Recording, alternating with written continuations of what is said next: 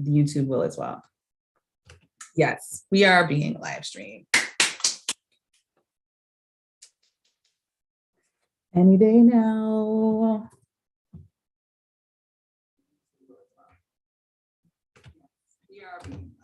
Oh, whoop, whoop. Gotta appreciate when they catch me excited about going live. I appreciate that so much, YouTube and Zoom. Thank you so much. We are here. I am Mahatma Starseed. As always, you are tuning in to Elite Talks. We are here. We are here every second and fourth Wednesday. And I just got to be honest, it's not always here. It's just always on the second and the fourth. So if you don't see us live, trust me, we'll be live for the next set days that we go live. We're cosmic here and we do things in alignment with the universe.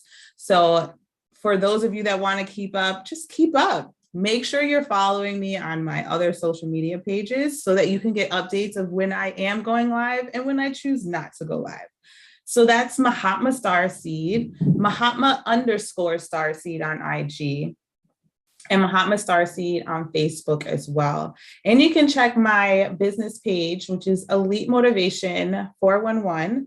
And you can find that on Facebook, Instagram, and here on YouTube. So make sure you click that subscription and tap that notification to make sure that you can get updates. And while you're at it, share this live stream. Allow your friends to get some conscious content and be able to dive into more relevant news. So today I have with me some guests. They're going to help play into the frequency of today's sounds. And as I get my screen in alignment, okay, because Zoom wants to do what it wants to do and I have to just go accordingly with it. So today I have with me Brother Kosi. He's going to be doing the Elite Conversations with us, and we're going to get that started in just a little bit. First, I'm going to share some of my conscious news that I have to share today, and then I'm going to share some sounds. I am not sure. I think Omi is already getting into his place of work. I was going to let him do a shout out, but when he has time, he can definitely let me know. I appreciate him being able to hold space. He is a part of our royal community, the Hip Hop Collab. He's an advocate at getting conscious people to figure out how to get in alignment and collaborate with each other through intentionality and conscious building. So we really want to grow our vibes and allow our tribe to be as authentic as we can. So step out there and get connected with the Hip Hop Collab. You can find him on IG as well. I didn't write any notes today, but I am going to share with you. I'm going to share with you about we was just talking about gas before we went live, but I'm going to use the gas one for the last thing that I talk about. But first, I want to share some conscious news about self-care and self-awareness. And I like to be completely open and vulnerable to my crowd and give you relevant things that are happening to me right now, because it doesn't matter so much what I did yesterday or the day before, unless it's relevant to today. Make sure when you're having conversations, you let people know that too. Make sure you're bringing me back to the present if you're going to make me portal to the past. So today, I've had speech therapy and I am learning some real important things about my rehabilitation. So for many of you that have already been frequenting my live streams, you kind of already have an idea that I'm healing from a concussion, and that requires me to really step into a place of acceptance. Accepting that I may feel 100%. However, I'm not always able to exhibit that for myself, and to be able to get back to where I'm at a high activity, to where it feels like I'm living my best life, I got to step into some rehab zones. So the speech therapy helped me to identify, what is it that we're looking to rehabilitate through my speech, right? Because you hear me talking, I'm soundful, I'm excited, I'm alive. This is a great way for you to understand that healing don't look the same for everyone. Some people can look really incompetent and they can slur their words, be completely thrown off. They can't talk to you anymore. Those are the really, really high extreme cases for a certain part of your brain function. But when it steps into the place of where you got some memory loss, we really get to step into this place where we understand that we really are just a pattern, a cycle of habitual habits. And we are who we are today because of all of the memories that this body has been able to experience. And what I'm learning in my speech therapy is that I've lost some memory that has created that connection for myself of how I create and utilize words and sound. So a lot of what I've been going off of is just based off of memory of the bucket of words that are easy for me to cue in my present mind. And I'm learning that what it told me today was, I feel like because we're growing and we're recycling ourselves to be of a higher conscious mind, that it may be even more helpful for us to lean into learning a different language. Now, right now, I'm learning to remember my language, right? Because our sounds are how we create our words. And it made me think about, our conscious people who are going through a different kind of rehabilitation for themselves and what would help them to reconnect to more present, soundful, happier memories. And being able to teach yourself just language in general at a newer state of mind will help you to reconnect those synapses in your brain so that you don't have to traverse through all of those memories that you had to heal and fix and stuff like that. And you can plant some thoughts of, well, I learned this here at this point, and your brain can retrieve the memory from there. It's a lot of neurological stuff that is going on for us. So allow yourself to get into a way of researching two things. What is your body doing and how are you speaking to it? That is so important to keep yourself conscious and relevant. You have to know the power of your body and the power of your mind. So that's a little bit of my tidbit of self-care today and self-awareness. It is such an expansive experience for me to go through this traumatic brain injury. And I know it's hard for people to see that it's traumatic for me because I don't live life in a traumatic way. However, things still do happen to the body in that kind of a form, and we have to acknowledge it because there's nothing good about ignoring the episodes that happen in our life. And I, for one, I do not like notifications. I like to read my notifications. I like to clear things to the side so that I know that I've attended to the things that are coming to me right now. And I'm just so thankful for that. So now I'm going to switch, right? It's still me though. I'm going to switch a little bit and talk about this current news. I know that I have a guest on, Celia Cruz. I said Cruz, wow, Castro. The C's, right? I just spoke to y'all about my speech. So now you understand why I may misconstrue some words, okay? Give me patience. Celia was giving me some advocate, what's this other word? Activist vibes about being able to be in alignment with what's going on in our immediate community. And one of the things that I feel like we are really not touching base on is what is going on with the freaking gas. I don't have a car right now, but I'm sweating for y'all. I'm sweating for y'all. I'm flashing back to the memories I do kind of still have, that those kind of prices went on my credit card. I was not giving up my greenery for that because I knew that it was just astronomical. Am I still kind of paying on those gas prices? I could probably be, because I know how to roll over my debt. And it has not been that easy to get rid of the things that we accrue in life.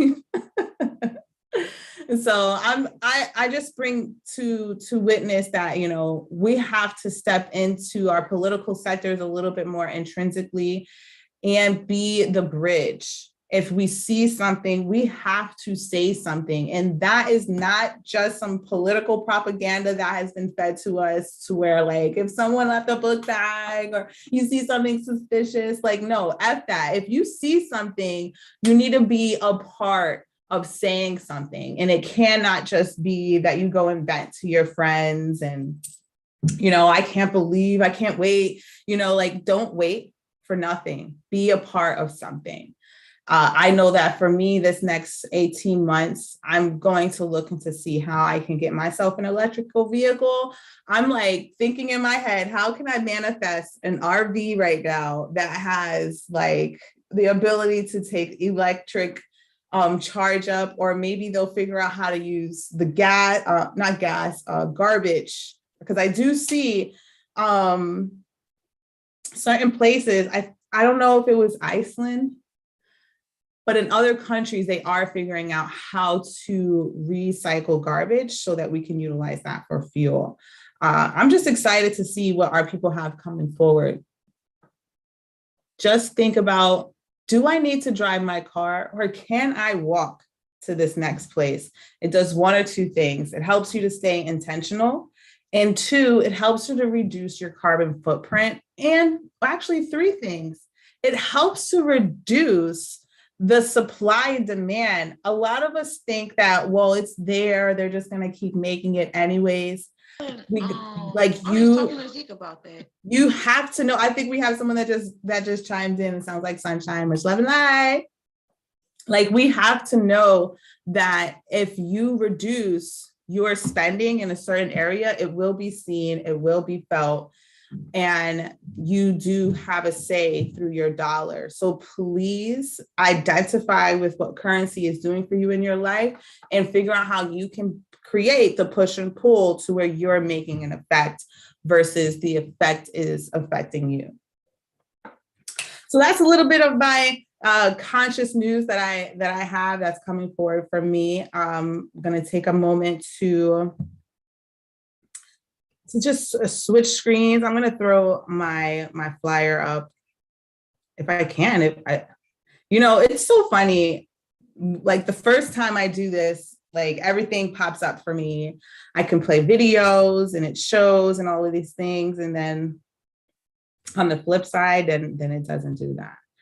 Oh, I got to find the hip hop collab. I'm gonna show and share his logo. Give some props. Shout out to the Richmond hip hop collab. Well, that's not it. This is it. I really appreciate, Omi has been such a huge advocate in the safe space process that he's definitely always going to get big ups from me. He does so much work to be able to keep himself in the flow, whichever way is possible. And I'm so thankful for that. And I'm going to take a moment to set myself up. This is live, y'all, so enjoy this show. I'm going to play some of my flute, because I told those that were on that are in the background that my intention for this flute play is going to be to relieve our gas prices. We need to get some relief. So enjoy.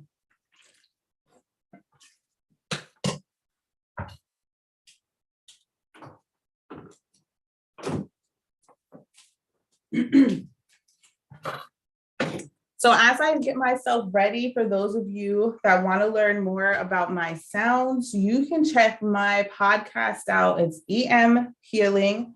And I have episodes on there about healing, as well as my earth sounds, my natural landscapes that I have recorded on my own time and put together for those to meditate and to vibe. So this is my Native American flute. And I have my bell. This is like my favorite bell. So I hope that y'all enjoy this moment. I'm gonna play my flute live for y'all. And also I wanted to let you know that I was learning more back on that self-care stuff, right? I was learning, as my speech therapist is telling me, because she's practicing, because she's looking at me and I'm like this happy person and I'm talking and stuff. And she's like, I don't know if what I have to tell this lady is going to be relevant for her. And I can feel that. And I'm like, no, you're speaking what I'm experiencing. I know I look regular, but trust me, like these are the things that I'm doing. And so she was talking about overreactive sensory and underreactive sensory. And a lot of the things that I am practicing was directly connected to being able to connect to my sensory on a lower sensory field. And she was talking about doing hertz, using the flute play to practice having memories, because this is remembering how you do things, to use the flute, literally something that allows me to make an O sound. So I'm like, well, you know what? I gotta just be more intentional with the things that I was already picking up. I just intuitively said, like, if I'm gonna get better, I need to listen to high frequency vibes that are gonna help me readjust my frequency. And that's where I got this flute, and I have all these bells and these tones and stuff like that. And so she encouraged me to play it more. And because I haven't been playing it on a consistent basis, I've been a little bit like, I've been over here in a little bit of purgatory, like waiting for my next chapter to begin. So having this encouragement is really crucial. So for those of you out there that are asking yourself, why do I pick up certain things? You're picking it up because your body needs the healing. So just look into it a little bit more to find out what it is that you're looking to heal if you don't really know. So with that being said, I shall commence.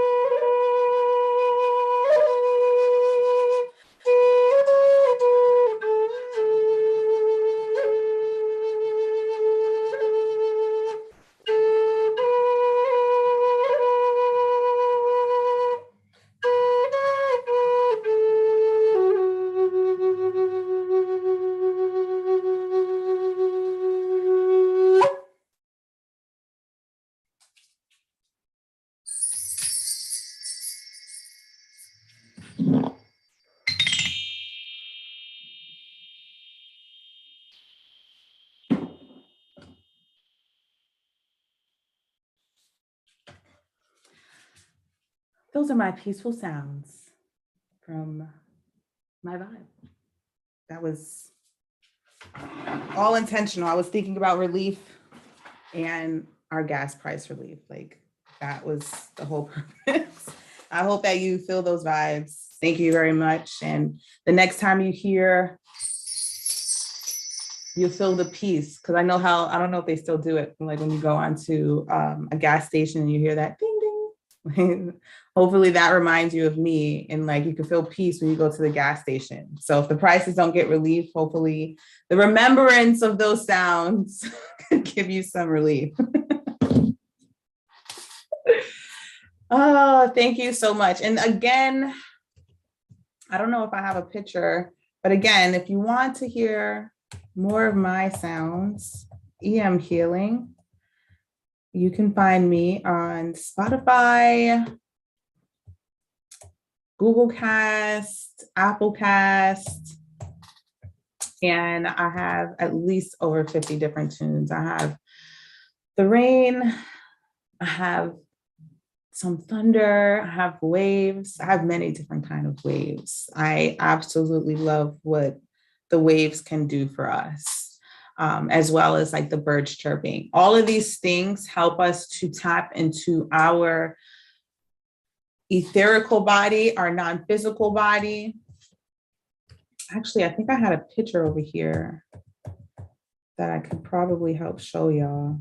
Let's see. Yeah, this one. Let's see. This is what sound healing helps you to be safe from.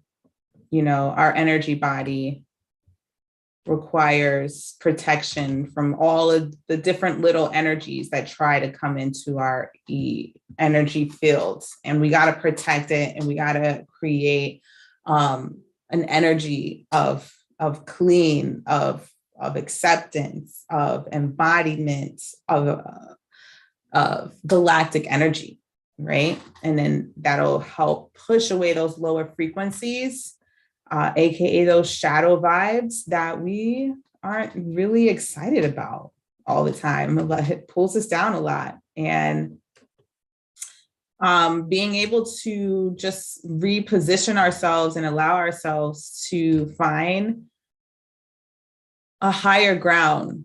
And thankfully, music is what can help improve us, or it can destroy us, because there's some music out there that's just not within the frequency that for us to resonate higher. So be mindful of that. Make sure you're listening to sounds that are going to help alleviate the pressures versus, you know, tack on some more pressures. And so typically you want to listen to stuff that does not have lyrics, because, you know, words are spells, and we can get into that another day. And we'll talk about that, but later on, in a little bit, we will be talking about today's conscious talk. What did we say it was? I have it right here. Oh, conquering fears and doubts. So before we jump into that, we're going to have a promo shout out from Celia Castro, and she's going to talk. Are you going to give us a little bit of your activist talk and promote what you've got going on today? I am actually. I'm going to put it all together in a little package. Yes, take it away, Celia. My name is Celia Castro. I am the owner of High Vibes. And with this brand, I make clothing, so customization like this. And I also do design gowns. And then I share my love of nature with wrapping crystals and copper. And it all can be found on my Instagram page, which is _CELIA, the number 11. And there you can find a link to my website where you can find my minerals and also order customized clothing. And then what I have been called to do is also help project my energy in where it comes to the local government here in Sacramento through the city council, and bringing out more people to these meetings where very important decisions are made about our budget spending, also how trials will be handled and stuff of that sort. And us not being there creates a void to where our voice is not being heard, and what's best for our city, for people who live here and are active members of this community, what better serves us needs to be implemented. So I really want to urge everyone everywhere to attend these city hall meetings, meet with your city council, speak up on what's best for your community, because we live here. And if we don't speak up, it's a huge disservice. And you can really see it by even just watching it on, they all have a public broadcast channel that you could tune into. But being a spiritual person and helping my community that way, I feel like it's great, but I feel like I could really, I could bring my spiritual work and my ancestors and my tribe with me everywhere I go into these meetings. And I just urge that we all do this. It's not about politics. No, it's about people who live here. This is our money for us and our children. And we need to really help allocate that. That's it, I'm complete. Thank you so much for hearing me out. And please get out. Wait, mic on, I'm here. Check 1, check 2. I absolutely love that you said that, because you helped me to remind myself the other thing that I wanted to talk about, but it was probably best to say it after what you said. So I watched the GWord, I think it's called the GWord, on Netflix. And you watched it? Yes, I'm like on the 5th episode. Yeah. Yes. I love that. So I don't want to ruin it too much, but you know what? We're here live. We're talking about stuff. So the guy, Adam, I immediately went and followed him on Instagram. I was like, oh, let me follow him.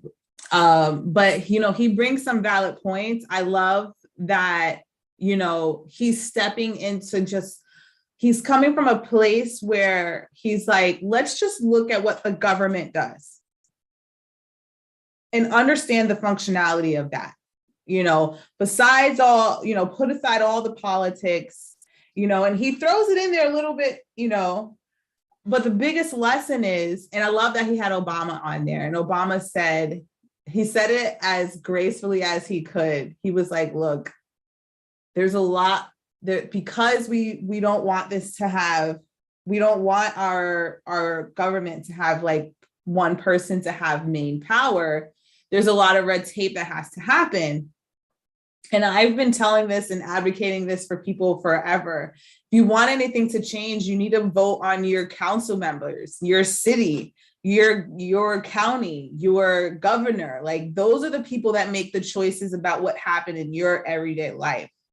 The federal government, on the other hand, is supposed to be a step parent. Like, they're there, but they're not gonna do anything unless you step in. I don't know if that's a fucked up way to explain it. I think that's perfect. So, and he expresses there that the choices for, per se, like, I tell this to entrepreneurs that get business coaching from me. I let them know that if you want and desire to get like a fixed client that can give you a contract for a whole year, your best bet is to become well, for us people, right, minority-owned business, or, because I wear both skins, a woman-owned business. And those things help you to get into the brackets to where the government is actively creating agencies to where they create buckets of ways for you to get in alignment with companies that are looking to assist those that are not able to just readily get these paying clients. And the government, the federal government, created, I think it's a subsidy or something like that, that if you invest, I think into like 5% or 8%, it might be a low number, but it's a percentage of your funds. If you can prove that a percentage of your funds went towards minority-owned businesses and women-owned businesses, you can get this subsidy. So what that does is it creates those businesses to ask other businesses, you'll get to the top 5 of prospect contracts if you have this certification, because we need to make sure we meet this quota, because I got to get this subsidy from the federal government. So if we don't know about these things, then we're not giving back to ourselves, because the federal government is helping us to make sure that we're being acknowledged. But if we don't know how to make sure we're acknowledged, then there's a whole big field that we're losing. And then at the same time, those other players that always get the contract, they're always going to get the contract because we're not there representing ourselves. So, but the trick is, right, this certification. How much is it going to cost for you to get this certification? That's the question. So because I've learned this, because I am a traveling entrepreneur, I don't feel like I have to hold myself to one state. And plus I live in the tri-state. It's easy to do that stuff here, right? So I do a lot of work in New York, and I've learned that the New York certificate is free. The New Jersey certificate costs $100. That means it could be different costs in every state. And guess who is the deciding factor of waiving that fee for the state as a whole or not? It's your mayor, it's your governor, it's the people that you elect into those congressional seats. It's not so much the president. So should we be paying attention to the presidency every 4 years, or should we be paying attention to the politics every single year? I vote every single year. Because if we don't get involved, then nothing is going to change. And I have frequented local city offices of like their monthly meetings, because no one shows up. They're literally like 5 minutes long. And it's like, well, how they're so disconnected that they're not even reaching to look for people to come and oppose them. So everything gets passed. Everything gets passed without our acknowledgement, because we're not showing up as a community. So that's a very big stigma that has been wiggling its way through the spiritual community or the sovereign community, because we're like, we want to get away. I get we want to get away, but if we don't know what we're getting away from, how could you get away? Is the biggest dilemma that we step into. And we have to be aware of that. I see Sunshine is tapping in her comment. So I used to work for the city. It's most definitely overlooked as we continue to focus on the federal government. Look at the larger pictures and forget the puzzle pieces, right? Like, and that's where I want to be able to take our consciousness, where we're understanding that we don't want people fully in control. So guess what? We got to fully show up. And that, yes, that may make us have to slow our lives down. Yeah. And it will make us to have to be more intentional, to where if I'm going to be doing business for 8 hours of my day, I need to figure out how to intermix that with other entrepreneurs in the area so that we can actively talk. So it's not creating a split in your collective. Like, I want to be an activist, but I need to make money with your activist entrepreneur friends. It's hello, like tunnel that together and see what you can revive. Don't get me started, Celia, with politics. Got So so like our local politics are so important because, you know, like I felt so uncomfortable there. It was my first time going. And it's like, I feel like I wanted to run out of there. You know, all these, you know, people in these suits made me feel uncomfortable. And I'm over here like, I want to leave. And I thought to myself, no, let me breathe. I'm going to do my deep breathing. And I'm going to sit here and amplify my energy. Like, y'all going to feel my energy. And I might be this small to y'all. Y'all going to feel me. And it's like, you know what? I'm making it my job, my point, because I also do events.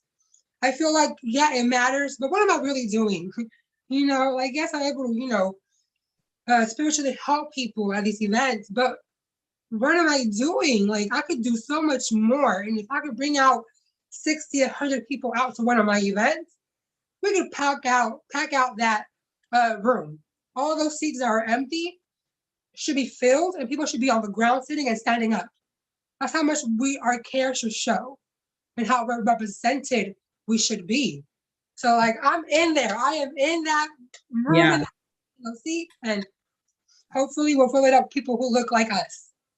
yes, it's coming. It is coming. And Sunshine, I know you're in there in the background. Feel free, you can jump in and share your beautiful vibes, because it is a collective sound here, and there's no right or wrong thing to share.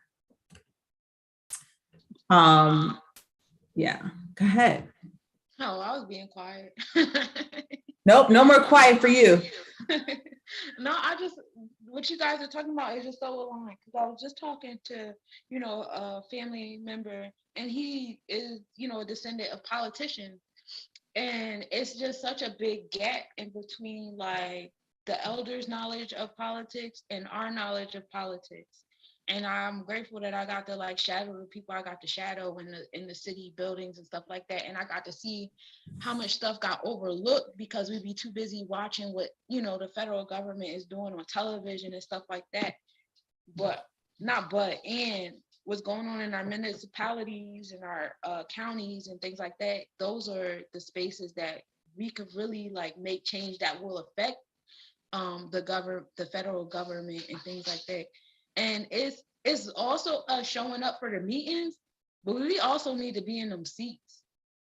We need to be on the board of education. If we want education to change, we need to be, you know, on the council seats. We need to be the mayors and things like that. And we qualify because we care about the people.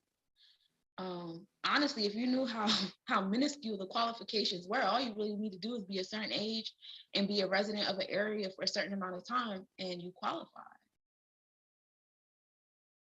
Facts, big facts. And not only that, being able to understand that, yeah, okay, so like I live in my town, right? And right, I live in my town. But it makes sense though. I live in my town. I don't just sleep in my town. I don't just reside in my town. I live in my town, you know? And I have been, like unconsciously, one of my first jobs was working in the police department. I worked in records. I helped them file their freaking fingerprinting and stuff like that. Like, yeah, this was me, 15 years old. I'm in the police station, not behind bars, which is beautiful, right? Like, where are you going today? I'm going to the police station.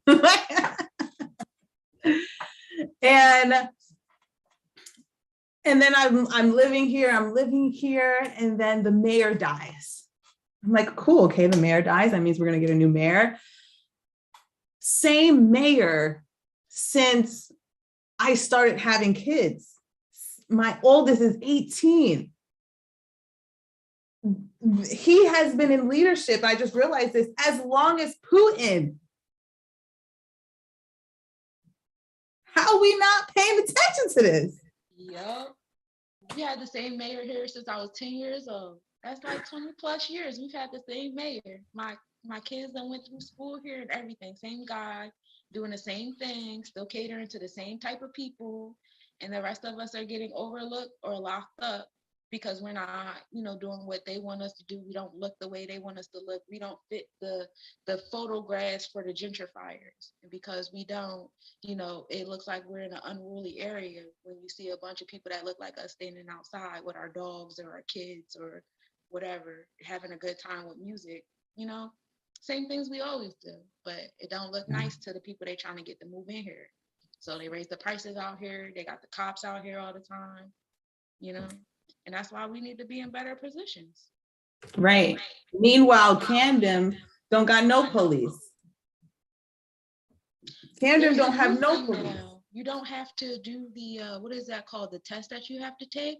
My mom just told me that test that they usually make police officers take, they're not doing that anymore. So you can just, they're just letting anybody in now. That's how bad they need people. Yeah.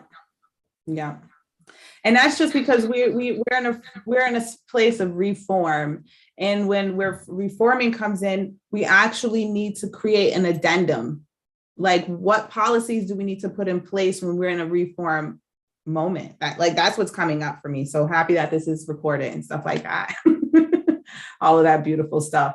And being able to because I aspire to create my own town, because I'm like, you know what, F this. I'm about to Ragwan this right now and buy some land and just attract our conscious individuals to come to it. And then I did that, but I also attracted someone that already has land. So I'm like over here in the background, like, look, I need you to know that I am in the background figuring out how to get to your land. No one else's land is on my mind right now, except for, I know I'm going to go to Arizona. I know I'm going to go there.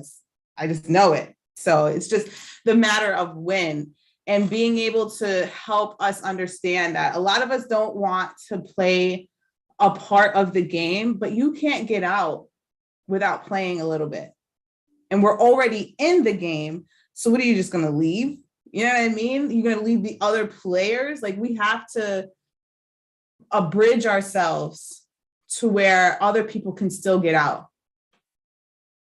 And we're not just making that clean shot and just saying, well, I got out, figure it out. It doesn't help us. So this has been like an amazing conversation. We could talk about politics all day. So I'm going to segue this into the next part of our live stream. Elite Talks. We're going to create, you inspired me with your Virgin Talk. Can I just call it VV Talk? Because then I won't mess it up. Yeah, I like that. VV Talk. And like creating like a theme song. I'm going to do that. So Sunshine, I know that you tapped in a little bit behind, but do you want to share any news, any insights? Let our listeners know what you have coming up for us. And I'm going to see if I can find your flyer to put it up while you talk for the Cosmic event. I have a few different things coming up. Thank you for the space. This weekend, we will be going primitive camping in Tabernacle, New Jersey, bringing back the vibes of the powwows and the potlucks. That's what High Soul the Gathering, Chakra DJ. I believe you guys met him the last episode we did. Very good people. I'm very excited for that. That'll be from Friday to Sunday. Once you buy your ticket on Eventbrite, you could search High Soul the Gathering, and you could also buy a season pass, because from May, June, July, and August, every last weekend of that month, we actually will be in Tabernacle, New Jersey, camping. The last weekend of August, not only will we be camping, but that we will also be hosting the Cosmic Nobody's Convention that weekend as well. That is an annual award ceremony that we do for healers by healers. Right now, we're still in the voting phase, so you guys can go to letsnobodiescollection.com and vote. That's like the most major thing that I do is the Cosmic Nobody's Convention. I also have Virgin Virgo Talk on Saturdays at 11:11 with my co-host Danielle. We're live on Facebook and YouTube.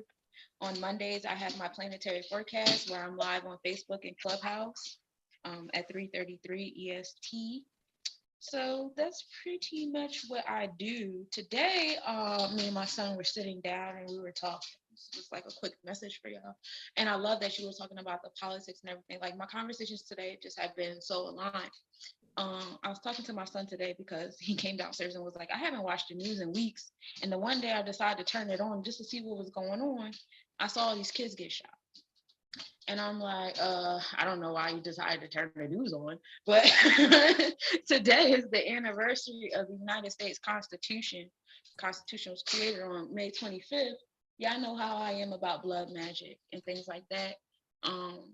Just putting together a couple of numbers for y'all. The Red Summer started in 1919. The first shooting of 2022 was on 1919 Blake Street in Denver, Colorado. And Texas yesterday, 19 children were killed. Supreme mathematics, the number 19 is born knowledge. So those are a couple of numbers you guys can play around with and a couple of dates you guys can play around with to come up to the conclusions you want to come up with. But I have like a whole YouTube video I posted earlier today, getting in more detail. I won't do that here because I'm kind of winded off of it. But it's a lot of magic that goes into those mass killings and those mass shootings. You kind of just choose how you wish to respond to such things. And just like Mahatma was saying earlier, like, you know, we can't just walk out of this game and be like, oh, all right, good luck to the rest of y'all. Like, you know, we have a responsibility here. You know, if we're going to break generational curses, we're not breaking them so that we can escape. We're breaking them so that everyone can live how they want to live. And that's going to take some sacrifice. Just how, like, you know, we watched our ancestors get mistreated for decades, you know, to break the generational curses that they did so that I can go outside and do what I'm doing.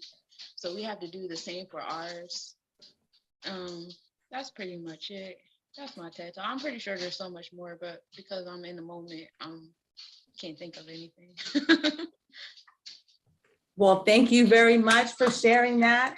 I appreciate it. I appreciate the vibes and being able to be a part of the collective. Thank you for your dedicated commitment. And with that, we are going to jump into our conscious conversation talk. Make sure we get our brother Kosi in here. I want to give him an introduction. So let me see if I have that like forward. I did have it up.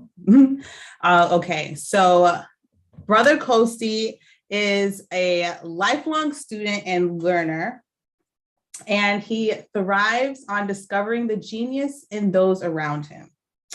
So I'm excited to hear what he has to share with us. He is an author, a poet, a transformational facilitator, a coach, among many other things. And he's here to talk with us today about conquering our fears and doubt, which is the perfect topic to segue into right now. So I'm going to throw the mic over to Brother Kosi. Please share your vibes with us today. First off, thank you for having me here. Everybody, I've been enjoying the conversation thus far. It's been pretty insightful, pretty awesome. You've actually sparked some things inside of myself. So gratitude, ladies. You are very powerful. I'm honored to be here. I always get that out the way. Not really out the way, but I wanted to give y'all your flowers. About Brother Kosi, the topic is understanding and conquering your fears and your doubts. I like to speak on fears and doubts a lot because they're imaginary, family. They're imaginary. That's the number one thing. And if you think your fear is real, I promise you it's not. There's a very beautiful book called The Fifth Agreement by Don Miguel. And I encourage everybody to check that out. And it really, I'll say the big takeaway that I get from it is what I'm going to impart to you all today. And is that we give meanings to events, experiences, and things. We give meaning to those ideas or these concepts that are prevalent in our world. And when you think of a tree, if you close your mind, I say tree, and some image pops up into your head. See, that image is the actual tree, but when we say the word tree, that's just a label. That's a label to help us make sense of some of the things that we experience. And you can only make sense of things from the perception that you experienced it. until you grow, until you expand, until you evolve, until you learn how to surrender, so you learn how to detach yourself from the ego. A lot of the fears that we have really come from our ego not wanting to be dissolved. And I would say that most humans have this this conflict within them, and it's they don't want to be wrong. It's not that they want to be, it's not that they don't want truth, they want to be right. I'm gonna say it one more time. Most people don't want truth, they want to be right. And that right there, it creates these illusions, it creates these walls, it creates a dissonance, it creates this tarnished relationship with yourself, with your spirit, and then with other people. So when we talk about conquering your fears and doubts, you have to realize, one, the fears, the doubts, they're illusions. They're illusions. And Mahatma, I want to ask you before I ramble on, because I will definitely go on a full spiel. Yes, ask away. Okay, cool. Do you have anything you want to chime in, before I keep going down the rabbit hole? I always like to tell people, growing through this field of transformation, fear and doubt is something that just comes like prevalent into like the conversations. And I'm looking forward to, like, when I have people fill out forms, it's definitely not from that place, because it's like, why acknowledge it if it's really not, helpful, unless you're going to include like all of the sides. So for me personally, I always would say I have to keep fear like right next to me, because if it's behind me, I can't see it about to move and do something that I don't like. You know what I mean? I got to keep my head turned, and that doesn't allow me to look forward. That doesn't allow me to be present, to be right here. Mm-hmm. And if I keep my fear in front of me, then I'm going to feel like I'm always chasing my fear, or my fear is following me because it's always in my sight. But if I have it right next to me, you know what I mean? I can see like where it's bringing me and where we're bringing each other. I like to look at it like that, because we are an encompassment of emotions, and we have a spectrum of emotions that we all have to adhere to, right? A lot of people be like, oh, I don't love. Like, you mean you don't accept love close enough in your frequency? Because it's still there. You can't ignore it. Because if you didn't love, then you wouldn't be doing things that, like, you would never see yourself like getting in a car and going to work every day. Because in some way, shape, or form, you love to keep doing that. Because if you didn't, you wouldn't keep doing that. So you'd be like a habitual lifestyle changer if you really didn't love. So that's just like certain ways that I always like to tell people. So you have to play with fear. But I always tell people I'm a rule breaker, 100%, rebellious to the core. I'm always like, let's look at this fear and fuck it up together. I always tell people, like, just figure it out. What is it doing? I really like how you said you keep your fear next to you. And I want to draw this comparison. Everybody's talking about the angel and the devil on your shoulder, right? When I think of fear, realize that fear is typically the same emotion, the same energy as excitement. A lot of people don't realize it. The same fear that people experience before getting on that roller coaster that drops is excitement for somebody else. It's the same thing. It's just the lens that we look at it through. And when it comes to conquering your fear, you have to realize, if fear was an enemy, what is the weapon to get past it? And the weapon is simple. It's courage. It's courage, and it's action when it boils down to it. Without fear, you couldn't be courageous. You couldn't be. It would just be acting. So the first way to conquer fear is just learn to pull up your courage. I help dreamers. I think a lot of us are dreamers out here, and we either have disassociated from that identity or it's been wounded within us. Mm-hmm. And I help you heal that wounded dreamer, because oftentimes the only thing that we're fearing is really where we're at right now, is being stagnant. When we really pause and think about it, I don't want to do this because I don't want to fail. But Right. when you don't do it, when you don't go after this idea, this vision, this mission, this future that you are really wanting to build and create, you are living in fear because you are where you don't want to go. Right. You just I can say so many things about that, because when I started doing card readings, the Celtic spread, I like to put air quotes and stuff. The Celtic spread is the 10 card spread, right? And the 9th to the 10th, I think it's the 9th or the 8th card that comes out. It always says this is either your hopes or your fears. So I am not one to sit there and try to look at someone and be like, are you fearful of this? Or is this your hope? I always tell people, look, 9 times out of 10, what you're fearing is something that you hope for anyways. Mm-hmm. And then you peel back that onion a little bit more, now we're talking to fear. Now we're talking to doubt, because we're not just going to sit in the, I don't want to do it because I'm scared. Okay, let's talk about that feeling, right? Where did that feeling come from? Who gave you that feeling? And I would say 8 out of 10 times, it's deservance. Do they really feel like they deserve That to worthiness. live that emotion? Yeah. So you're mostly living in fear of what someone else is picturing you as. And that's what that power, the power behind understanding that we give things meaning. And a lot of us have forgotten that we give things meaning. Things don't inherently or intrinsically have a meaning. They just are what they are. And when you recognize this, and you can give these things meaning, and I mean everything.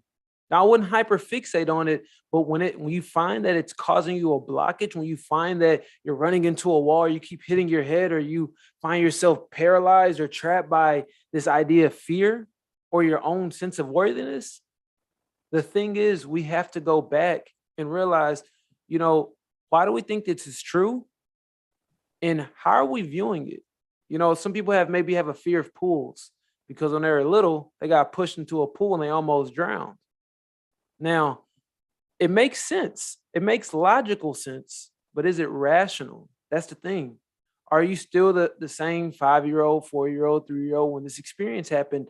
Are you still with the same scope of your mind as when that experience happened? And a lot of us, we're stunted, and our development halts when these experiences happen. And the power is being able to go back and say, you know what? I'm not there anymore. You know what? I'm an adult. I can learn new things. I can think, I can speak, I can act, I can change, I can do all these things. And I think we've forgotten our power. And that's why fear and doubt become so powerful, because when you forget your power, you forgot what power you gave to things. When you forget it, now it runs you because you think, oh my gosh, this is truth. No, it's not truth. It's just your truth. Right. We have to draw a very sharp distinction between your truth and the truth. The truth is an absolute. It goes across the board for everybody. Your truth is for your reality that you're living in. You don't think you can make money? You don't think you can make sales? You don't think you're worthy enough? You don't think you can do this? That's true for your reality. And the moment you break through this and understand that, one, your reality changes, your reality evolves, your reality unfolds, it allows you to open the door to what I like to call opportunity and possibility. Anything becomes possible again. So I'll tell you to go ahead, Mahatma. Yes, I love, I play in the dark side, apparently. That is my play zone. I feel like the cat from Alice in Wonderland. Is it the cat? No, not the cat. I believe he was a caterpillar. He changes into a cat. So yeah, he's like a caterpillar when he first meets her, and then he changes into a cat.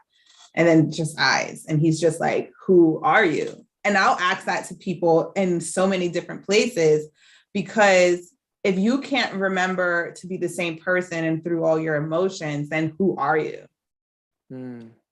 Yeah. And then that brings you into a dark place, right? And now you're in now you're in a place like, oh dang, like how did I get to this dark place? Like, yeah, I can portal you right to the place that you need to be at to shed light into. But it's always the thing that I have learned is that we're getting to this place to where we need to help people realize what they're allowing in their life without it being detrimental to us. Mm-hmm. So I experience a lot of fear, especially in the line that we're in, because, you know, so many people, especially those over 55, those over 55s are, I call them the I don't know crew. I don't know what's going to happen, but I know I just need to retire. Oh, man. You hit a nail on the head there. Oh, my Lanta. So I ask you this, right? How do you feel like you're going to keep conquering your fear as you get closer and closer to different buckets in your fields of being? The way I like to conquer fear is I sit with mine. I used to have a very strong fear of the dark when I was a child. And I still don't know exactly why it was there, but I would hate it. Like I would hate being in the dark and this, oh my gosh. But as I've gotten older, I've learned to embrace that and learn when to sit with it and learn to really address the thoughts or the bubbles that come up out of the subconscious. You know, when I find myself fearful, I sit and I say, you know what? What are we really afraid of right now? And I like to go through these plays in my mind about my, you know, in my imagination. Is this true? And the biggest thing I think you can get the biggest thing you do when it comes to conquering fear is to challenge it. Is this actually true? Is this factual? Or is this me just sabotaging myself? Is this me coming face to face with my own sense of worthiness? Is it me facing imposter syndrome? And I think having that dialogue with self is one of the most important things. One of the ways that I will say you combat fear is with daily meditation. Allow those things. Meditate. Yeah, you got to do it. You must, because what it does, it allows you to anchor into yourself. You start becoming that person that can answer who you are and all those range of emotions. It allows you to sit with yourself and really ponder on that question. Who am I? What am I? And see, there goes the cat. There goes the cat. Who are you?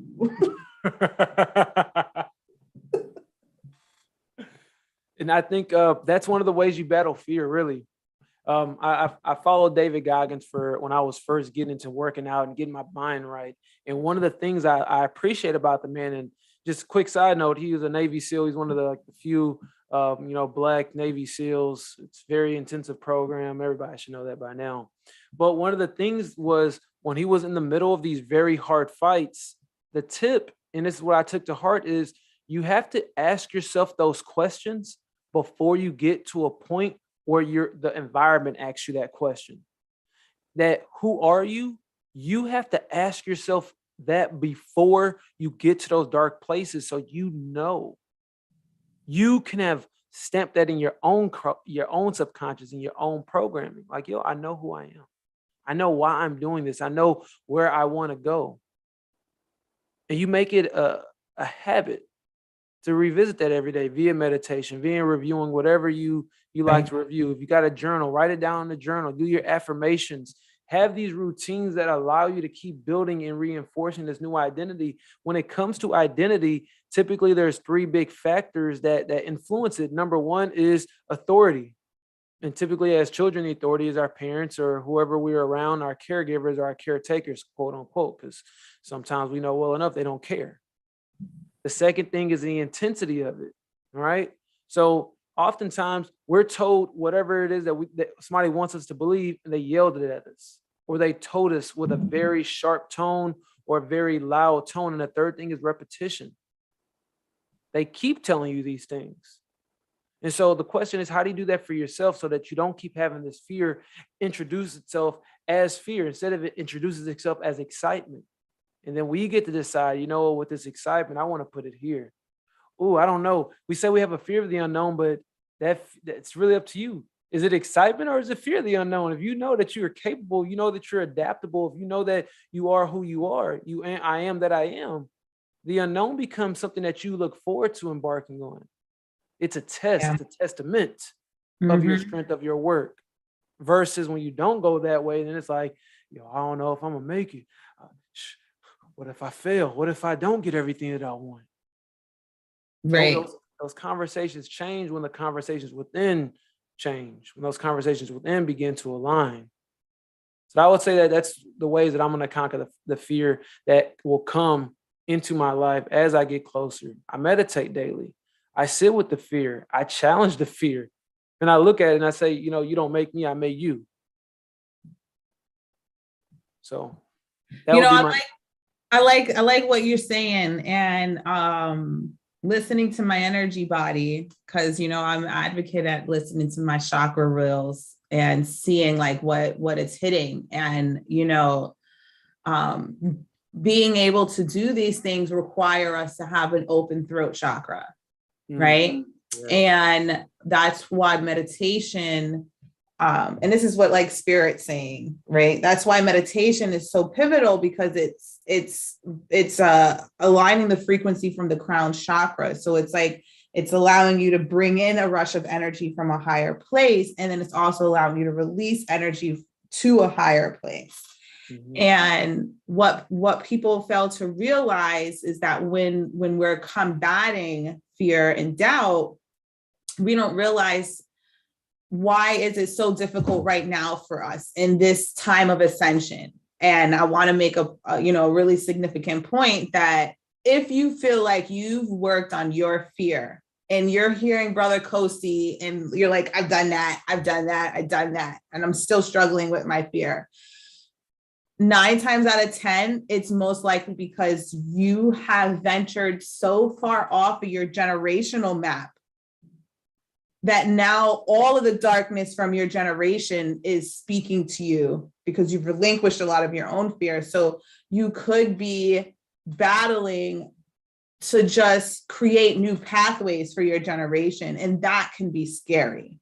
And that can activate that fear or doubt. And we want to acknowledge that and always find a way to speak to it. Even if we feel like we've relinquished a lot of fear and doubt, we have to bring some ownership. So now, if I've been able to relinquish a lot of my karmic debt, how can I, create a shift in my generational karmic debt? And see, because I got to know, like, a lot of people don't realize this. Like, if I'm walking out 22, 3, 4, 5 years of being an entrepreneur, and no one in your family for the past like 50 years hasn't done that, we have to know that we're creating something to create fear around all of our generations. So we have to learn how to speak to that on another level. And that's why always finding comfortable, safe spaces to reflect is so important, because sometimes we just don't know who has been able to balance their ancestral karma enough to have this conversation with you. And that's the way that fear and doubt can still leak into our world. So we just want to be cognizant that every level that we phase up, there's always something bigger that we have to advise to. Getting to the mountaintop doesn't mean there's no more mountains for you to climb, basically. I really like that point. I guess I want to highlight it just in a different area.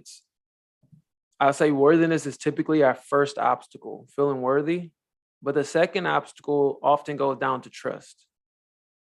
It's trust. It's the trust within ourselves. Now, I tell you, as you hit on it, as you begin to build your confidence and your trust and your worthiness, it allows you to extend that trust to other people.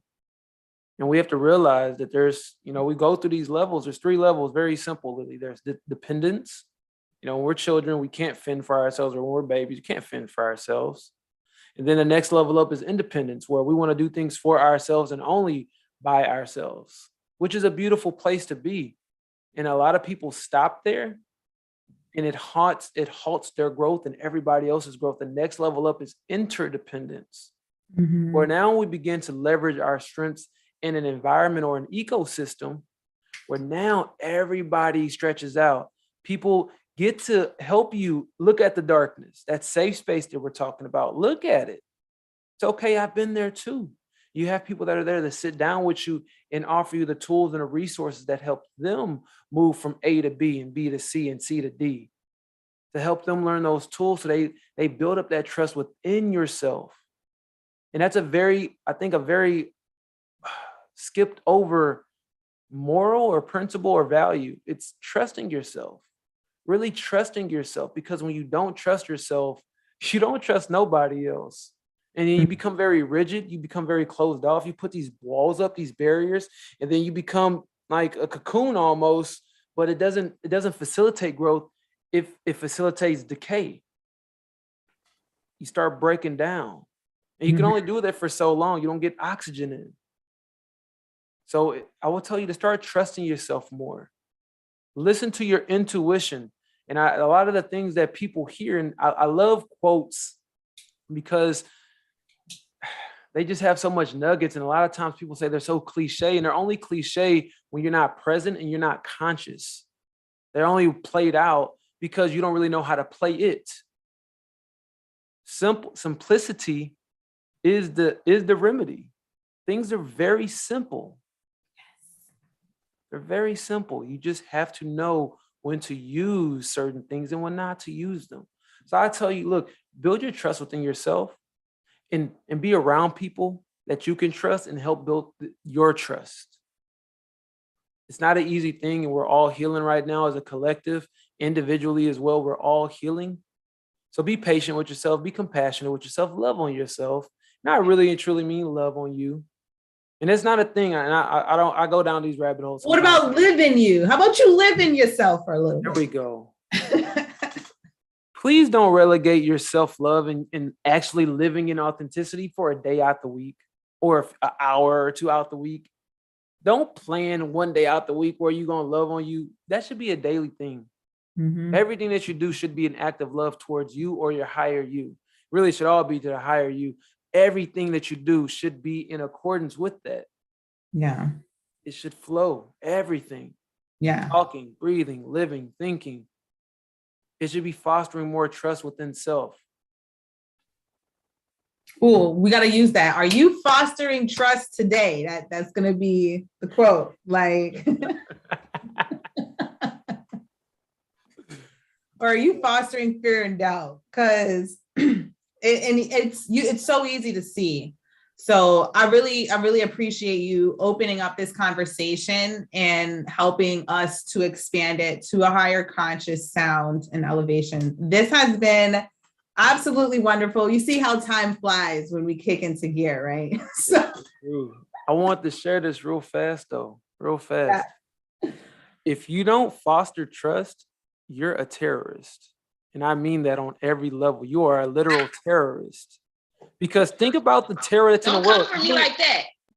Hey, I'm telling y'all though, it's true. Look, if you don't foster trust, you're a terrorist, because what is most people's fear?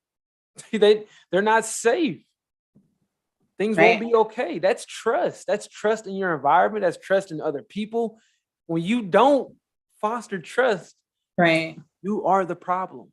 Right. And we're talking about realistic trust, right? Yeah.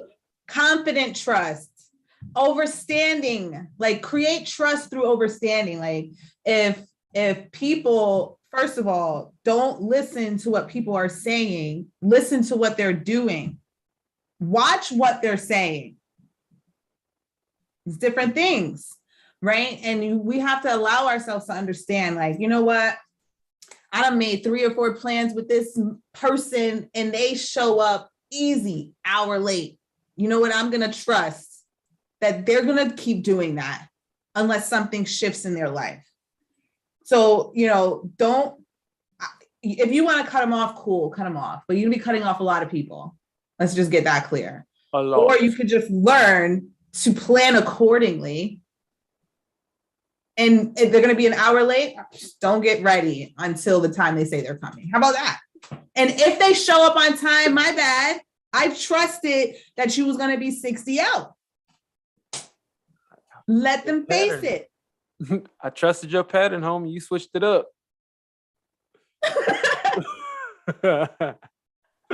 And that's realistic trust, right? Because everybody feels like, oh, should I trust this? Like, don't go give someone $100 because they sounded trustworthy. Don't do that.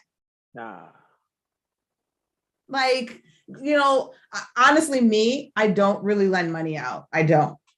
I really don't. Unless it's someone that's actively in my wheelhouse and I know that they can give back. You know what I mean? But if like, I know some people, and especially these conscious people, they want to sit there, they want to sex you up with this high vibrational frequency, and they want to be like, so, you know, I'm trying to do something. Can I get $20? Like, first of all, if you can't tell me there's something that you're doing, then you've not trusted in this situation enough. And now I got to call forward. What are you fostering in here? Because it don't feel like trust. Mm-hmm. And then 2, you got to tell me why you need $20. You ask people to explain when they need something, that shows a lot. Ask somebody to explain. Why do you need this?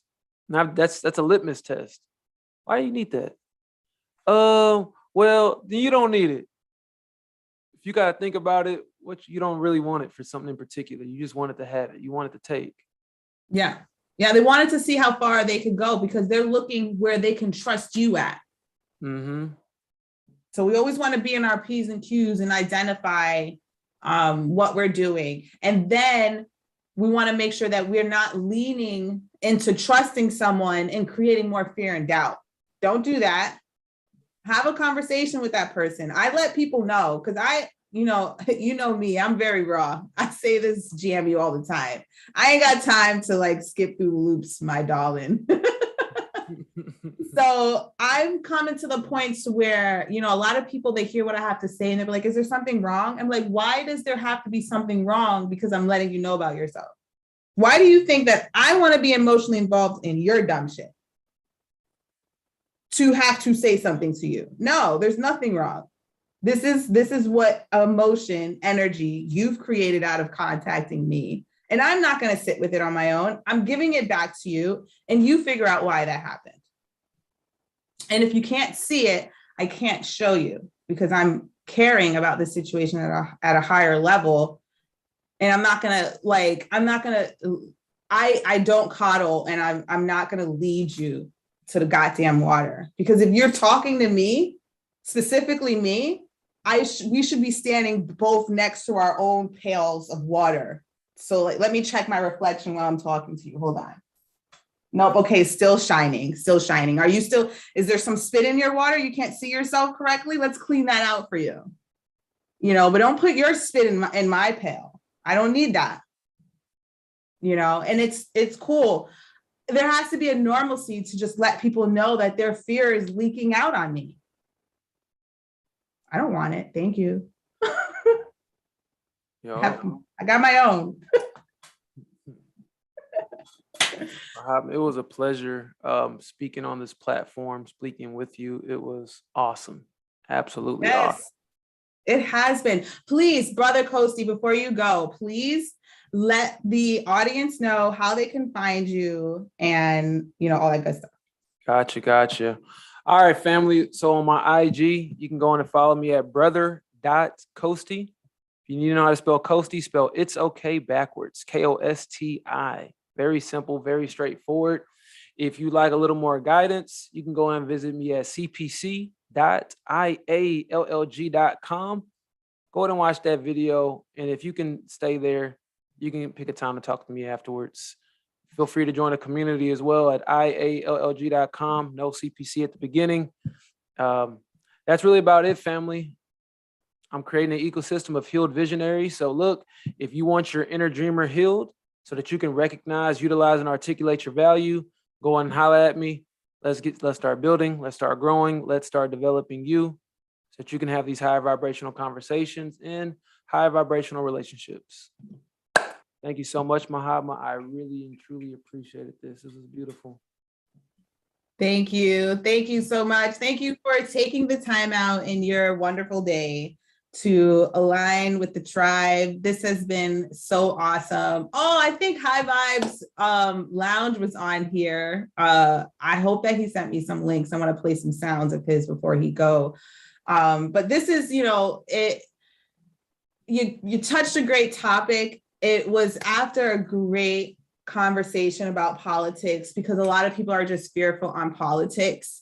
And I could have allowed my spiritual connection, and I felt it with my healing partner. They were not happy when I jumped into the political sector and immediately try to place their fear into my world and circumvent my attention. And we have to be cautious that other people's fear can create sabotage in our fields. So we gotta be able to do that mirror work. If we don't talk to our fear, someone else will, and they're gonna benefit off of it. So it's very important for us to speak about that.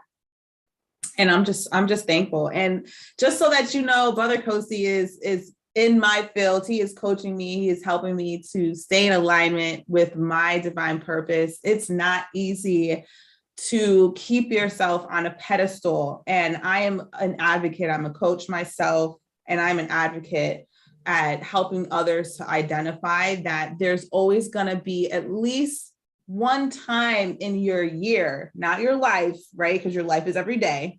There's one time in your year, a moment, a segment that you would be able to benefit so much more greatly. You'd be able to move so much more exponentially by putting someone in the coaching seat to be your accountability partner to help you manifest the vision that you're envisioning. And I believe, just so that I'm clear as well, Les Nobodies, she also does therapy sessions. So, we're a healing crew over here. So make sure that you check in to see like the different kind of vibes. We're all coming from a different reflection of our starseed wisdom. So it's all for you to find what you align with so that you can be divine in your time. I'm not trying to rhyme. It's just keeps coming out like that. Beautiful, beautiful, beautiful. Family, thank you for having me again. I will check in with you all soon. Much love. Peace. Much love and light. Much love and light.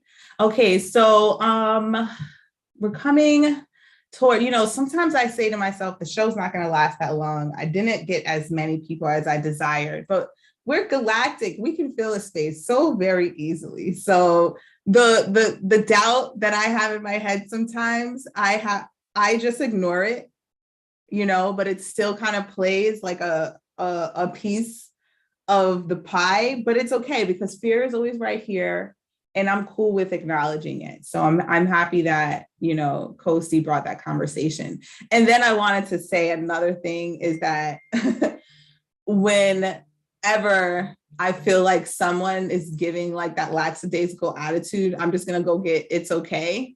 It's okay. I'm going to go get it's okay so he can tell you how much it's okay. Just being able to get into those frequencies, because not all the time everyone's sound is for everyone. And that's okay. I have learned, looking into astrology specifically, I don't know if I ever shared this with you, Sunshine, but I've always told people, I'm starting to tell people that there's a reason why certain people can listen to certain people, and that why the other person won't be heard is basically my rising is Leo. So I have a higher chance of listening to a Leo sun, right? Because it's like a hierarchy of sound, like your body just resonates with it much more easier. And I know that that might feel some type of way to the like maybe Aquarius energy, and they're like, well, I just said the same thing, why they don't want to listen to me? And it sucks to tell someone that, well, it wasn't the frequency for you to explain. Stay in your lane. Go find your Aquariuses and go ahead, Sunshine, tap in.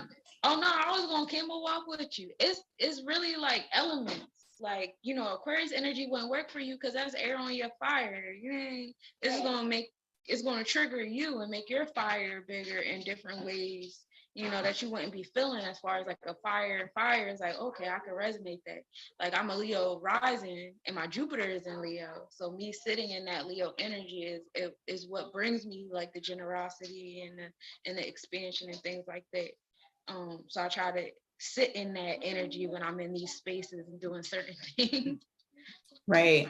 Like, I have a lot of like Cancers. So I have a Cancer moon. So like, and that's a leading sign, right, for the spiritual energy. So those that have like Cancer sun, like, they love hearing me. Like, you're saying everything I love. And I kid you not, I'll tell them to show me their chart, and I'm like, Cancer, duh. Yep, that's exactly how Two of my kids are Cancers. Yeah.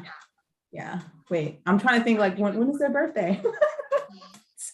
Two of them, their sun sign is Cancer. So they love hearing me talk. They do not like hearing their father talk.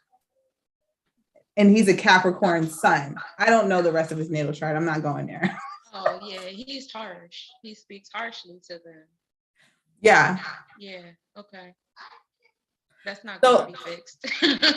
Right. And so it's learning to like, don't take that personally.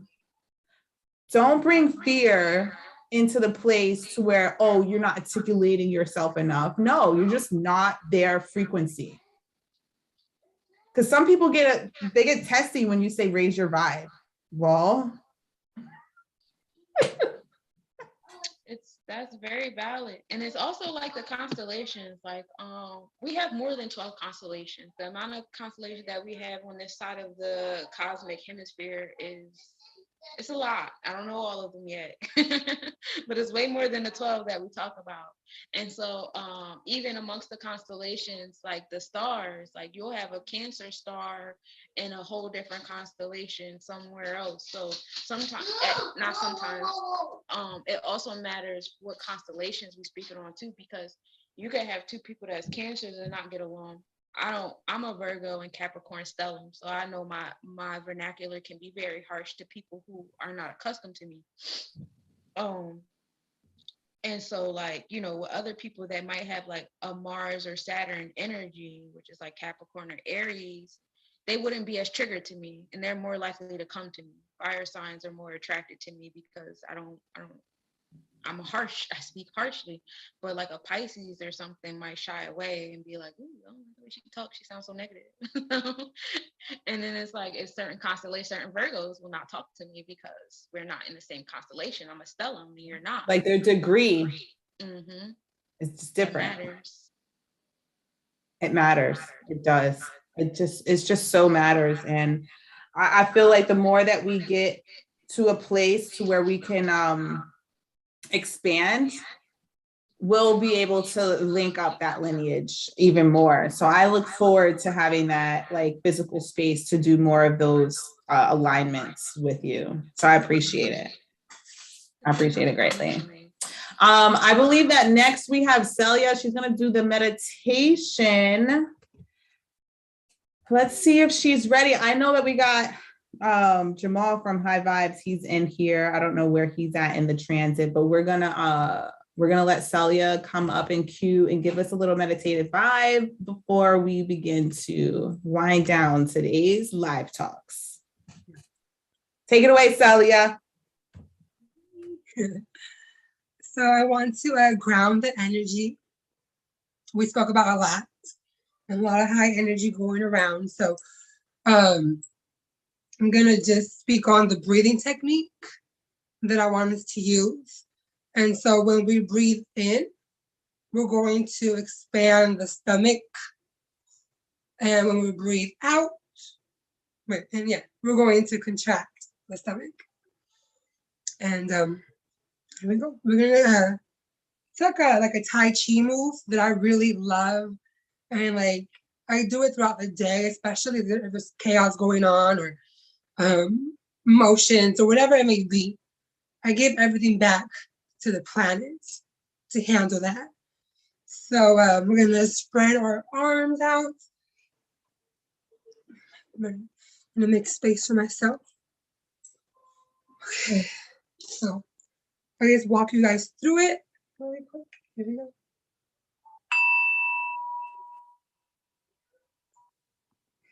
Start with a deep breath in and our hands on the side, and we're going to, after we inhale, we will bring our arms out, and let's see, out, almost like grabbing all the space around you.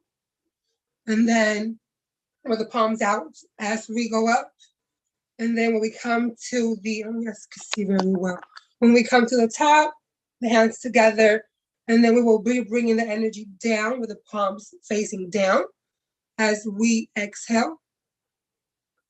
So let's try it. Breathe in deeply from the bottom of your feet all the way up to your crown chakra.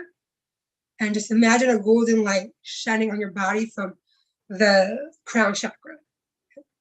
Yep.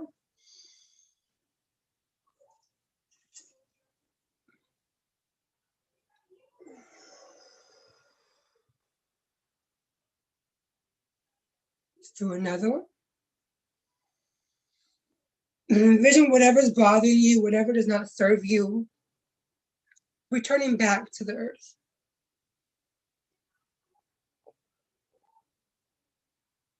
Okay. One more.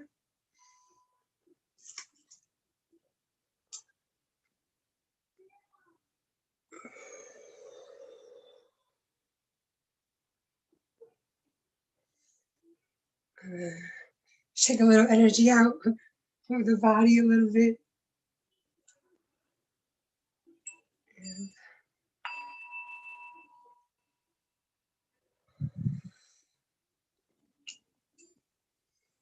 And that is all. A short and sweet meditation.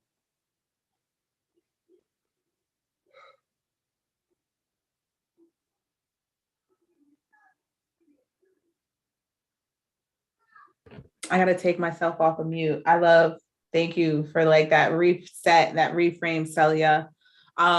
Just really quick, I just want to ask you, what power do you feel from practicing your breath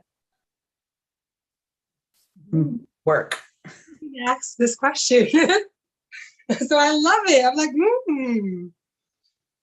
what power? For me, it would have to be mindfulness. Does that count as a power? Mindfulness. Because, like people think that meditation or like even like breath work, we don't have to do nothing physical or none of that stuff, or, cross our legs and meditate. We could do this any time of the day. And for me, the meditation helps me put me in a mindful place to where I could really clear my mind and just like nothingness in a way. And I feel like that aligns my energy. And the more that I practice meditation, it gets easier to quiet the mind. And so I feel like that has helped me now, that like how it has helped me to where my meditation, it's like the benefit of it is instant.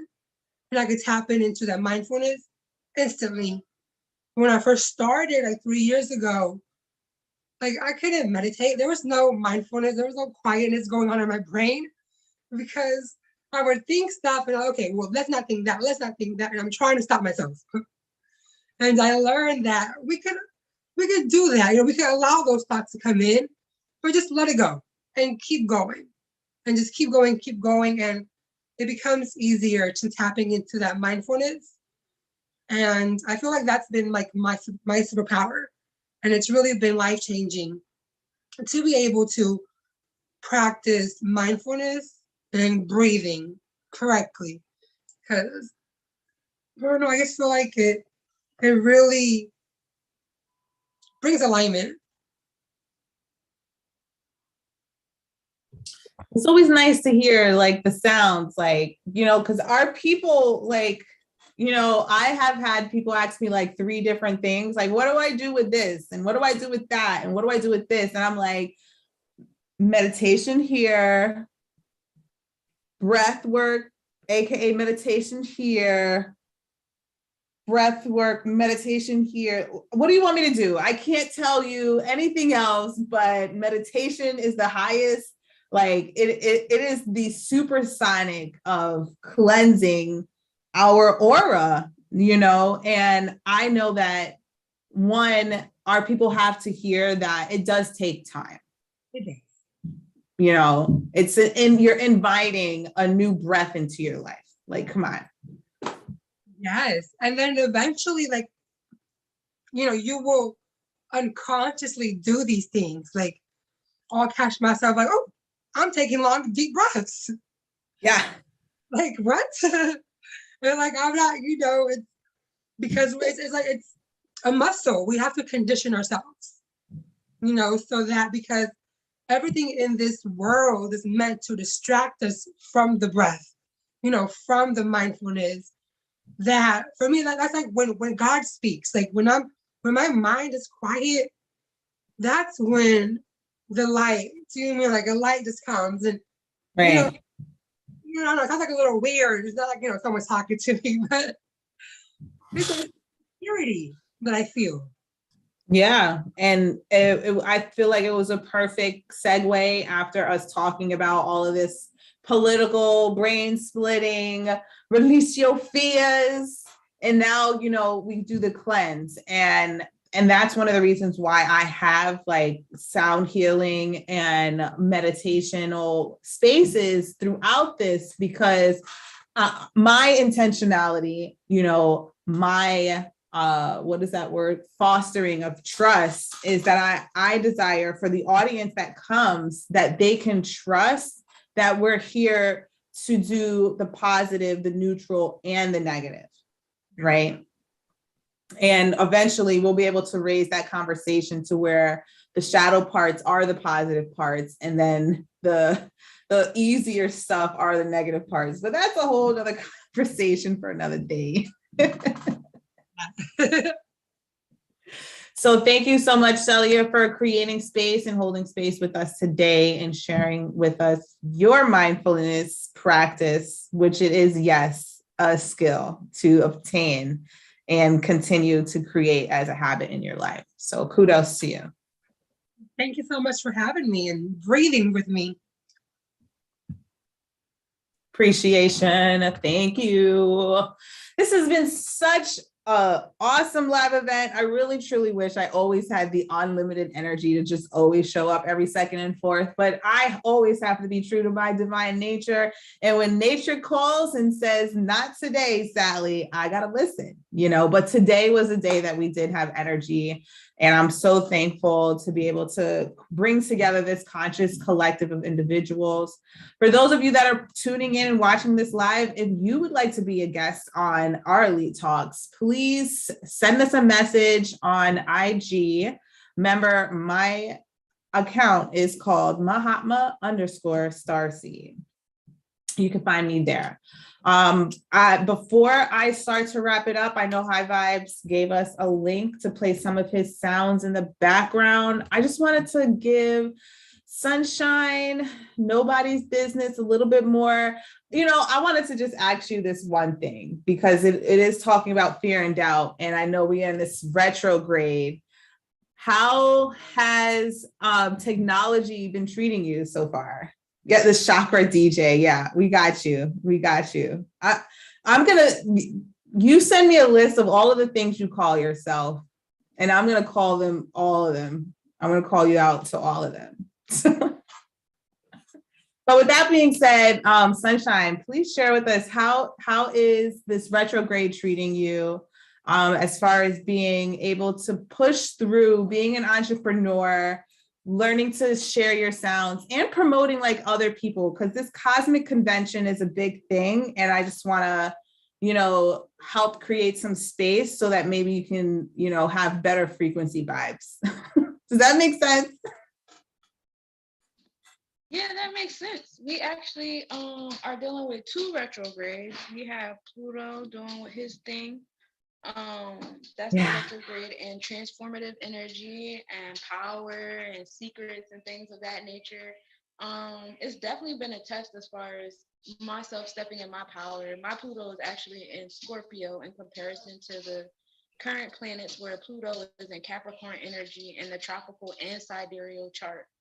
So while that retrograde is happening in those areas of authority and challenges and fears on the outside of me, and the inside of me, it's affecting my power.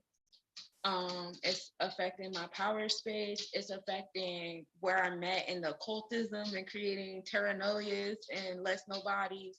The process has been a lot slower because while retrogrades, the planets appear to be moving backwards, they're actually just moving slower than we're moving. So it looks like a backwards motion. But that slowness just gives us an opportunity to just pay attention, what's going on, what's happening.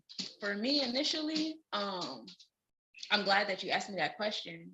That was aligned. Thank you. The universe just needed me to say some stuff out loud. As far as the Mercury retrograde, my technology is trash. My technology is trash every Mercury retrograde. It happens for my son too.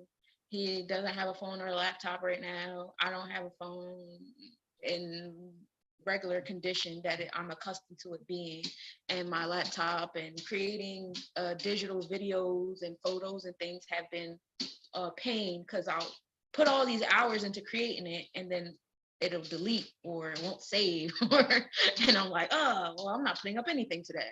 So marketing and promotions of Less Nobodies, as you guys have noticed, has been at a minimal.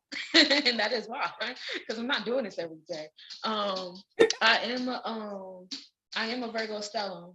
So, and my Mars is also in Gemini. So I'm a real Mercurian out here. So with Mercury moving slower, it has halted my decision-making skills, as depending on what energy you are. If you're a fire energy, you're probably kicking and screaming at how slow this energy is, especially with like the Taurus zone that we're under.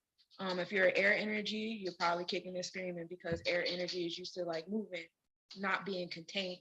But it's a lot of energy saying, hey, slow your roll, take deep breaths, do what you got to do. It's okay. So, just learning how to slow down and be thankful that we're given an opportunity to rehash certain decisions. And, these retrogrades just feel so different this year. I was talking to my sister about this recently because it's like, I know what's going on. Like, I've been doing planetary forecasts for about 6-7 years now, but this year is just so different because now I know what's going on, but now my horns is up. That's what I call it. Like, now I'm playing with it. Like, oh, okay. So this is why, certain things kept happening and I felt like it was happening to me. So now I'm about to be the culprit. Hey, I'm about to be a part of your Mercury retrograde. Did you ready? So that's what's been happening. It's been such a powerful space, but I have Pluto in retrograde and Capricorn, and thank for that as well. And that's also in the 6th house, and the 6th house deals with your daily routine. So if on a daily basis things have not been going your way in your powerhouse, just see where your Pluto is and see like what part of this power energy, how that is affecting you. Because like I said, this is a part of challenges and fears. And I love that Brother Koski said what he said about trust, because that definitely is something in my Scorpio powerhouse. I don't trust people easily. And since this retrograde started, I have been put in a lot of positions where I have to let my guard down, let my pride go a little bit, and learn to like trust that other people can do the things that I've been carrying. But it's been a lot because I don't trust it. Right. I don't trust people not to talk about me or judge me because they're carrying things that I've been carrying. But trust their patterns. Don't trust people, trust their patterns. Right. And it's, sometimes it's not even patterns. And that, thank you for the Mercury retrograde, because I'm learning that a lot of the patterns are just my thought processes. It's not even what's happening on the outside as much as it's happening in here. So that's another thing. So if you guys ever want a natal chart reading, I'm the sis. I do over 5 different natal charts now, and I'm getting my numerology and gematria down pat. So come see me, sis. Yes, love that. I love that, and definitely want to get your natal chart done by Let's Know Bodies. They do very intricate planetary forecasts that I can only imagine what information they can give you about your specific forecast. Because the day that you step into this world, there's biblical amount of information that you can learn about your specific energy, your timeline, and all of that cool stuff. Like, I want to start looking at the descendant, like not just only paying attention to the ascendant. Like, what's this descendant doing over here? Like, it's the dark side of me or something. 7th house. That's your 7th house. And it's very intricate way for us to be able to remove ourselves from our sight. We have to remove ourselves from our sight and enter the realm of energy, of elements, more so. Like, what is this element bringing me? Where is it taking me?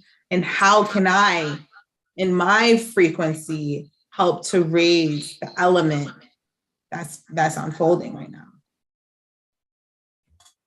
So kudos to you. Thank you so much for sharing the vibes and keeping it galactically sound. I appreciate you so much. Is there anything else you wanted to add before we tap into this chakra DJ vibes? Yeah, we need to start a Bible. I was talking about this earlier. As healers, we need to start journaling. There should be a book of Mahatma, a book of Celia, a book of Omi. Everybody should have a book. That's important. All of our stuff the physical stuff was burnt. And that's why we here creating and manifesting and materializing so much. We're creating new jewelry because they took our jewelry. That's why so many jewelers out here now.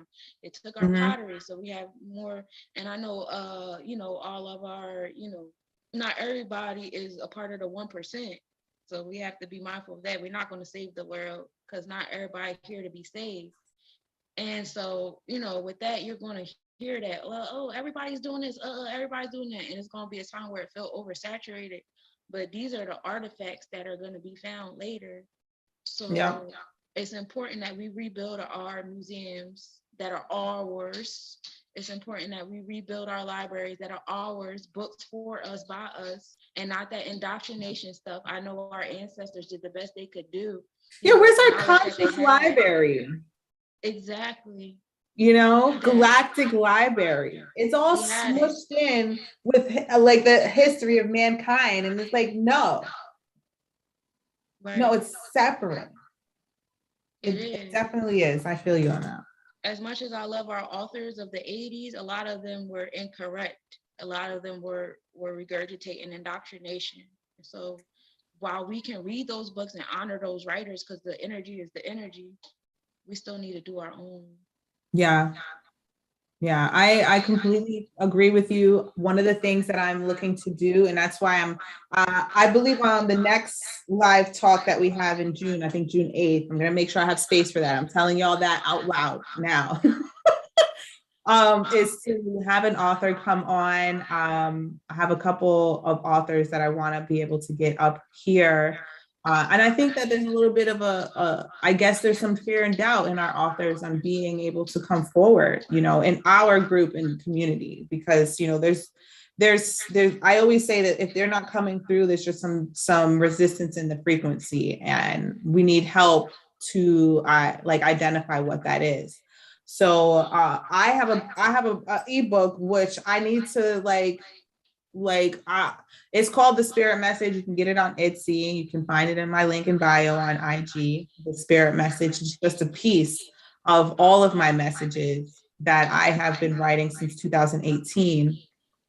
And I had a publisher a person that was helping me create the book and put it out, but he kind of ghosted me because there was only so much of my galactic energy that he could read through. And that's why, like, I get what he said, like, it's not a big ebook, but it's a start because it's coming from spirit. It's coming from a very not attached to the 3D world concept. And I know that that takes a lot for people to like step into and really actively, you know, read. And the power of our words are immense. And that's what I've learned from the Bible, is that you can't always just take in one whole story at once. Sometimes you got to take it in pieces for you to be able to really appreciate it. So I'm looking to see, I'm thinking if maybe I just like revamp it and put it out maybe as a whole book and just advise people to like, don't try to like ingest this at once. I don't know, but I do have 18, 19, 20, 21, you know, in the backlog, like ready. I think up to 20 for sure I have ready to go. You could set So it up like the purpose-driven life, where they have like a something for each day, like day one, this is this. Yeah. I want to incorporate it as being the next parts of the installment that would come out would be kind of like a what are those things? A work guide, spirit guide book, to where it's incorporated. But I already have it incorporated to where it asks certain questions to journal write, specifically to talk to spirit, because I do spirit writings because I gave up the need to control what needed to come from here, and I allowed it to come from here. And that's new for a lot of people, because a lot of people don't realize that you have no control over your body. You just tell it what to do, which is really one-sided, and which is a whole conversation that is for another day. But connecting the mind, body, and spirit is what we need to identify with first, so that we can foster trust-filled relationships. And then accepting that other people, it seems like, you know, maybe their body and their spirit is connected, but their mind is not connected to their body spirit. You know what I mean? And it takes a level of deservitude to tell yourself, like, you know what? No, I make sense. My mind and my body and my spirit, they're driving together. And that takes a lot of empowerment, and that mindfulness that we talk about that comes in, that we have to feed that to ourselves, or we'll just keep thinking that we're separate. And we're not separate. We're all one. We're just not identifying that our experience is more than one. It's more than one. It's our physical body has its own experience. Our spirit is seeking to communicate through the experience. And then the ego is fashioning itself like it's the one that's in control. So that's 3 experiences that you're having in this reality. That if we're only identifying with 1 or 2, we're going to see that disconnect. And it doesn't mean that someone is wrong or right in their space. It's just that, like what we were talking about, the people from the 80s, they might not have included that mental balance, and they were just coming from the spirit body place. And that's why a lot of people think that they have to give up the 3D world, because that's where that mental attitude comes in. That's where that ego comes in. We can't disassociate from the ego, because the ego is what is allowing us to project here. So we can't disassociate from it. So we have to accept that it has a reality too. And we have to foster a trust, because at any point in time, if we're not fostering trust, it's just like having a split family. If the mom and dad are not in cahoots, guess who gets to play in the gray area? The child. So we are having that holy communion with ourselves every single day. So I say that to say we are here to bring light to that, to foster mindful landscapes and mindscapes, so that we can be more in union with each other and in of acceptance. So thank you for all of you coming and showing that space and sharing that vibe. I appreciate y'all so much. So with that, I'm gonna end us out with some Chakra DJ vibes. And he sent us a link that I'm gonna play. Let's see what he got playing. And I'm gonna make sure that y'all can hear this. So let's see, share sounds. It's coming, un momento.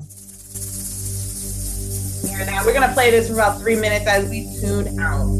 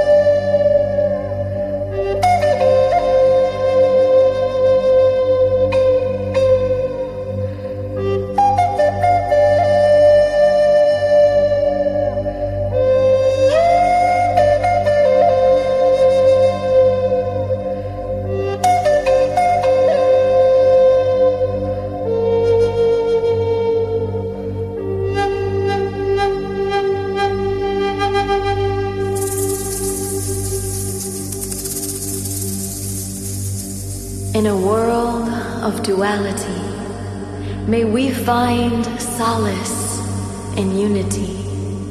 May we do our very best to walk our talk and give back to humanity. If coldness strikes our hearts, may we call upon the guiding forces to lead us towards the golden warmth of receptivity. To explore the realms of our sensitivities and do our inner work to release our inhibitions so we can greet life with more neutrality. To find creative ways to move through the world with inspired adaptability. Because part of the purpose of life is finding within all of existence our commonality. We live in a time where we can be comforted by ancient and multidimensional intelligences of past, present, and future's creativity. May we draw upon this inspiration with honor and respect to spread the messages with integrity. To balance our personal power with humility, and on this precious earth, may we learn to walk gently, to show up in nature and society, honoring diversity, intuitively sensing where there are calls for love on this planet, and the bravery to give ourselves to the cause wisely. May we surround ourselves in environments which encourage our equanimity and the soul family who embodies acceptance and tranquility. We call upon the courage to be bold in practicing the art of uplifting the world through positivity, to step away from the safe harbor and fearlessly engage in human-to-human interaction without judgment, so we can viscerally discover our universality. Because generosity has a life of its own and has the power to ripple on through all of eternity. May we never underestimate benevolent acts of kindness and remember to experience the world through the lens of empathy. This is a prayer for peace, a beckoning for sacred reciprocity.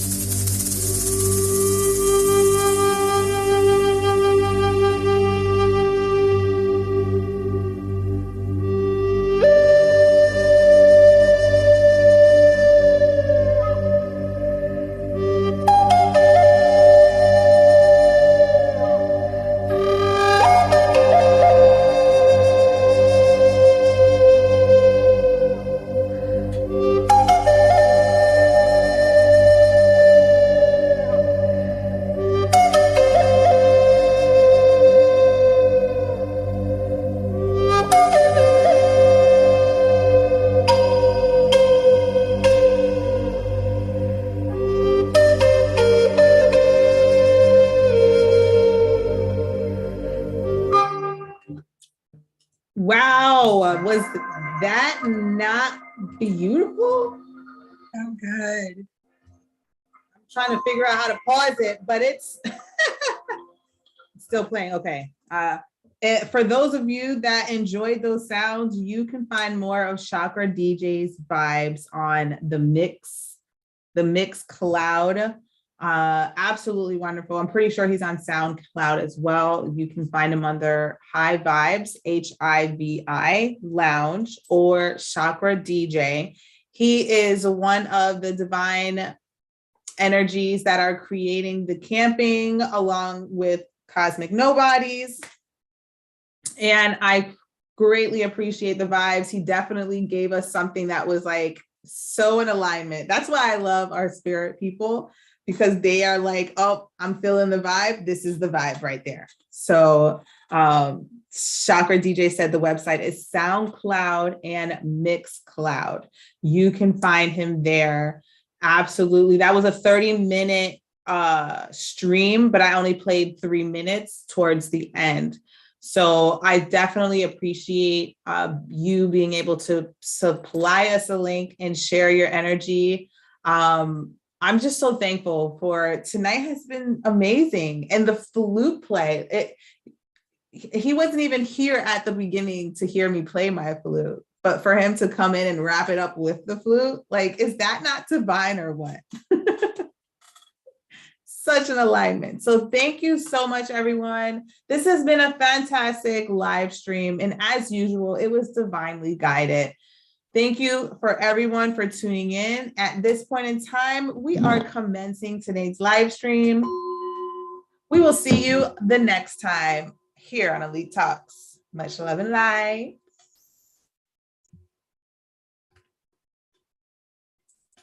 Ba, ba, ba.